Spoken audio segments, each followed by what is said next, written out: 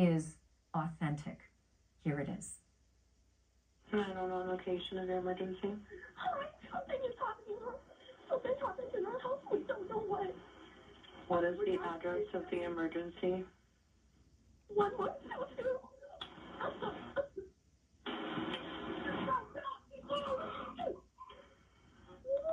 What is the rest of the address? Oh, Kings Road.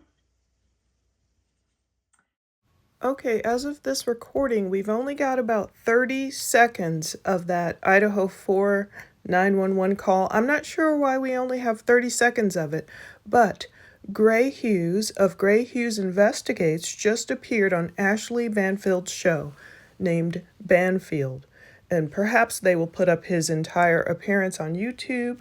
So I probably won't put it in this video, but I just watched the whole thing. It's a great appearance, wherein Gray has heard the entire 4-minute or so 911 call.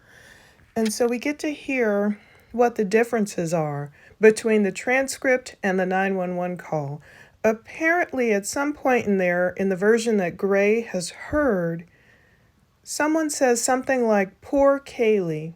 So Gray and Ashley kind of go over a lot of the details about this case, the discrepancies between the actual audio and the transcript that we've previously read.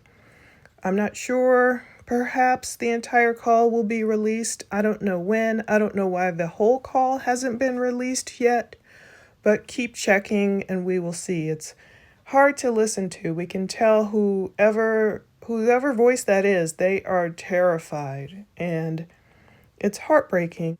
So one thing you'll notice at the beginning, I didn't record it all, but Ashley Banfield did say that they independently verified the 911 call audio. So all the people who are claiming it's some kind of AI, people are kind of going crazy in the comment section over this audio snippet.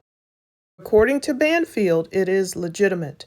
So perhaps we'll hear the whole thing, maybe within hours. I don't know when we're going to hear it. I've been checking for the full 911 call pretty often today.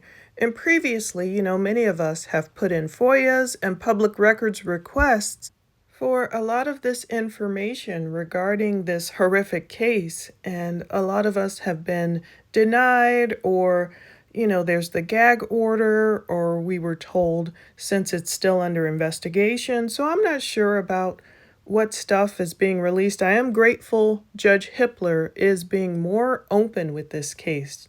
Much, much more open than Judge was and everything.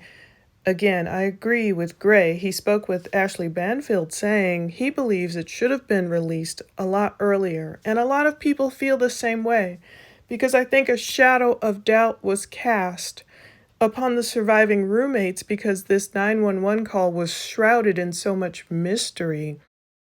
And so that lets people run with wild theories. And of course, we don't know about this case. There's a lot we don't know about why the 911 call took place so much later after the crime.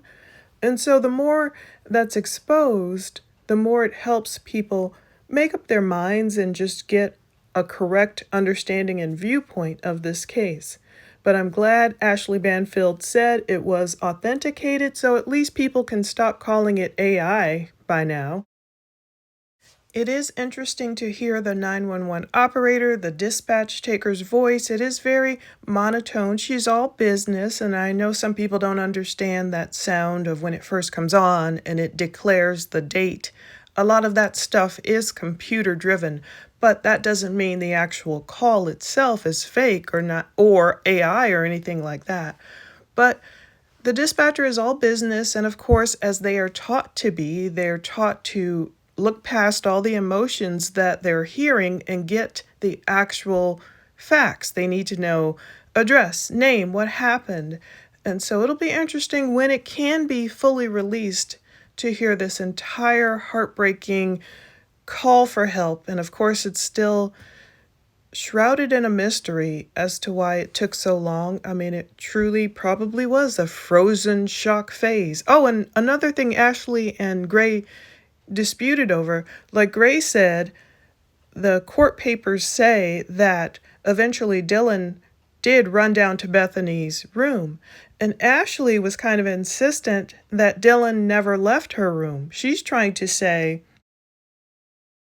okay, Dylan stayed in her room the whole night. So that was a bit of a discrepancy there, because I too was under the impression that Dylan did leave her room and eventually make it down to Bethany's room, according to the court documents. I'm going to play that snippet again, and eventually, whenever the full 911 call can be released, then we can listen to the entire thing.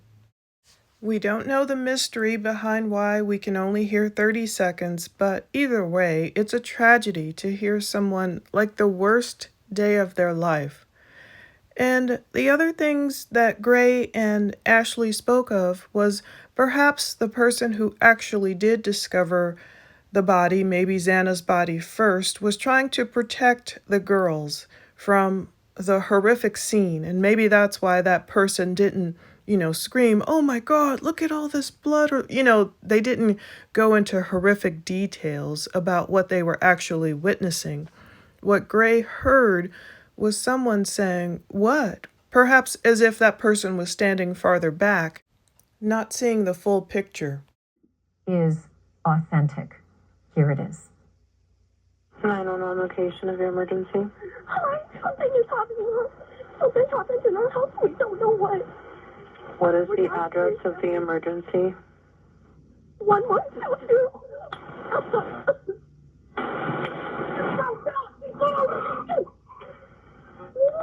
What is the rest of the address? Oh, Kings Road. So I guess this case will continue to be an odd one. Everything about it, just the horrific nature of it, the fact that 30 seconds of the 911 call was released the night of a blood moon, this full blood moon, and whatever's going on, I don't know. I just know it was a tragedy. And forgive my voice, I'm feeling under the weather. But let's close with something appropriate. John 3:16, "For God so loved the world that he gave his only begotten Son, that whoever believed in him should not perish, but have everlasting life." And that's what really matters here when we're talking about especially a tragedy with young people who had their lives so far ahead of them and should have been gone on to live and get married and have babies and not be struck down so violently in the middle of the night, terrorizing the surviving roommates who, for whatever reason, texted each other but didn't call the police.